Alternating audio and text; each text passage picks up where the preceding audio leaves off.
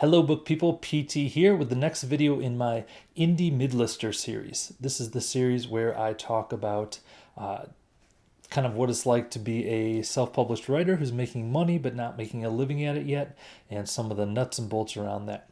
So today I'm going to talk about how I spend money as a writer.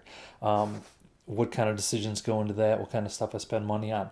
Next week, I'm going to talk about how I make money as a writer, which is a little more interesting, a little more exciting perhaps. But today I want to talk about how I spend money, because I've made more money this year than I ever had before as a writer, but I've also spent a lot more money than I ever had before as a writer. So I'm going to talk about a little bit about some of those things that I spend money on.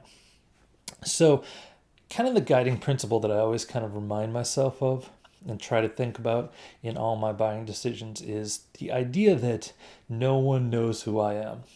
Now, obviously, that's not exactly true. You know, you're watching this, you either stumbled upon this or subscribed to me or somehow know a little bit about who I am. But in general, there's lots of people out there I think who would like my books, but they don't know who I am. They're not out there looking for my books. You'll probably see, if you watch other booktube videos, you'll probably see a lot of videos this month that is like my most anticipated reads of 2017. And I can pretty much guarantee you that The Short Timer by P.T. Hylton, my next book that's coming out, is not going to be on any of them. So that's what I have to remind myself of, is that people, there are people who will like my books, I think, and that's shown mostly in the past by people who have read them. But all the decisions I make spending money have to bear in mind the fact that I'm not a known commodity. There aren't people lining up just waiting, counting down the days to my next book. So I have to keep that in mind. So I'll tell you more about that when I get to covers and things like that. But first, I want to talk about editing. So editing is definitely something I spend money on. For an editor, the price really varies. There's kind of three types of really basic types of editing.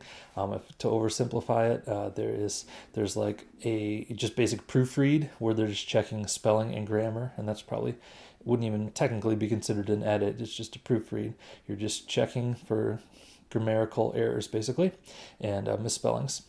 For that, you might be looking at somewhere in the realm of, like, you probably get that for like $200, depending on the length of your manuscript, maybe up to $500 depending on who you're getting. The next step up from that is a line edit, which is where they're doing that proofreading stuff as well, but they're also looking for stuff like the phrasing of sentences. They're gonna look for more things like that. Word choice. Are you overusing a word? Depending on how heavy of a line edit you get, they might also look for things like continuity errors, some basic story like you said before that person's eyes were blue and now they're brown. That kind of stuff could be included in a line edit. Then kind of the top one. Line edits, it really varies, but you could spend anywhere from, maybe $500 up to, if you want to get a very experienced editor, you could be looking at, over $1,000, maybe even $2,000, depending on the editor. The third kind would be a developmental edit, and that's really going to vary. Again, that could be like $2,000 depending on who you get, but that's going to be more like talking to the editor before you're even writing a lot of times, as far as like the basic structure, the story, what you're thinking. Or it could be after the manuscript is the first draft is done, and I'm looking at it and making like just overall suggestions about the story, about what works about the story, what doesn't work, very specific or very like broader, more story help kind of things. So as you look at that, there's like the really wide developmental edit down to the very basic proofread. So basically where I usually fall is I get a fairly heavy line edit. So it's going to be looking for the word choice, the usage, all that stuff, but also some continuity things. The editor I've used in the past is very good about pointing out continuity stuff. She also points out lots of funny things. Like, I always do this thing where I unintentionally have rhymes in my sentences. Like, there's one sentence I wrote that was like, Zed came out of the shed. And she was like, did you know that rhymes? So like, oops. But I tend to do that a lot with rhymes for some reason. So that's usually where I go for that. And the idea of people don't know who I am, so they're probably going to forgive less as far as, errors and stuff like that in the book. So I try to get it really clean. The next one would be covers for books. And here I think is where a lot of self-published indie especially first-time writers, really struggle. The reason I think is that a lot of, especially with the first book, it's like your baby, and you've probably in your head have the picture of what the cover is going to look like. You have a specific scene of the book that you want to have displayed on the cover. You probably know exactly what the characters look like in your head, and that's a lot of times where writers fall down is they'll hire an artist and they'll describe this exact scene to them, like I want it to look perfectly like this, and then the artwork will come back and they'll say, well, that's not quite what the character looks like in my head. We need to change this and that. So basically they're focusing on way the wrong details. So what I remind myself of in covers is that, again, nobody knows who I am. So when people are seeing my book, they probably are seeing it either, it's like they're on Amazon, they see it on a chart, like one of the category lists, or it gets recommended to them on Amazon or on Goodreads, or it could be in some like BookBub kind of newsletter or something. But they're just going to see the cover and maybe the little description, but they don't know who I am. So my main goal in a cover is not to like perfectly display some scene from the book or to make even the coolest looking cover in the world. My goal with the cover is to identify the genre, is for someone who, like if I'm writing a Stephen King like book, a book in a Stephen King kind of horror, supernatural, thriller type genre, I want a Stephen King fan who comes across that book to glance at the cover and say, that looks like the kind of book that I would read, and then go to the description and read more about it and decide from there. So that's my main goal, is to like identify with the cover what the genre is. So usually when I'm working with a cover designer, if you're working with like an experienced good cover designer, you'll probably notice that they'll ask for some examples of covers that you like.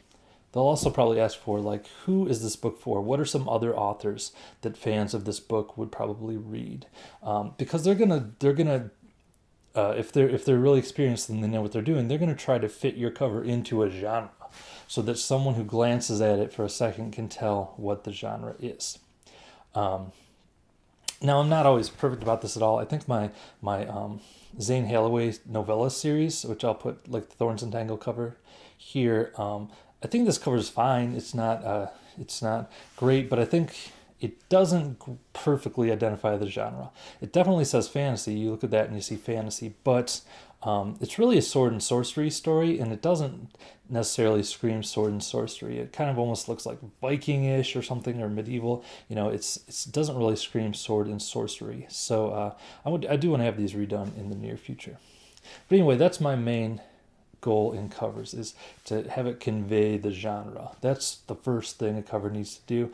As far as it being a cool cover or like perfectly depicting something from the book, that's good too, and that's secondary, but not quite as important. The book I'm working on right now, I recently just commissioned a cover for it, and the artist gave me 2 covers to choose from.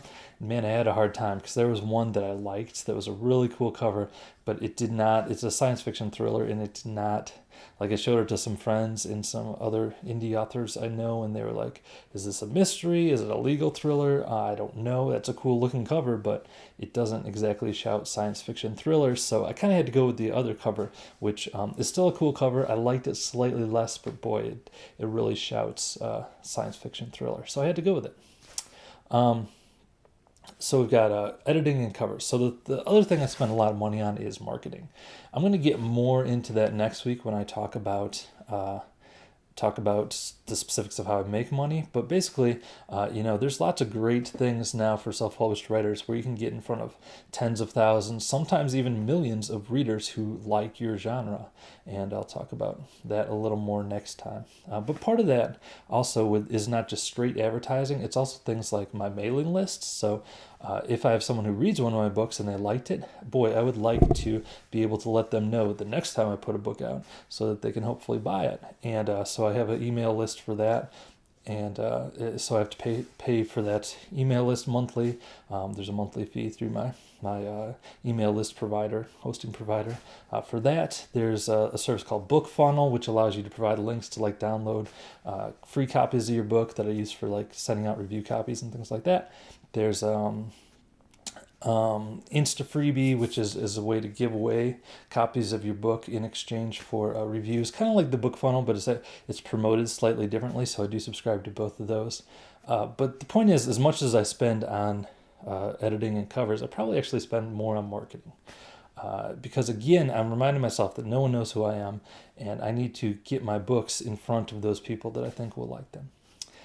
All right, that was a lot of details. I hope that was interesting to you. I'd love to hear your feedback on, like, is this kind of stuff interesting or not? I could gear this series a little to be a little less about this kind of stuff and more towards the craft. I don't know. I'm curious what you guys think of these kind of things, though, because these are the kind of things that I don't see writers talk about as much. It's the kind of stuff that actually writers do talk about amongst themselves in, like, private Facebook groups and things like that. But I don't often hear this kind of stuff talked about in a more public forum. So I don't know. I'm curious what you guys think if you're interested in seeing more of this. But either way, next week I'm going to talk about, like, how I make money, how I actually get sales because no one knows who I am.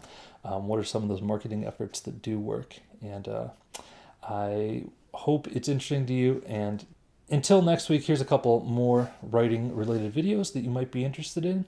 Thanks so much for watching. I'll talk to you next time.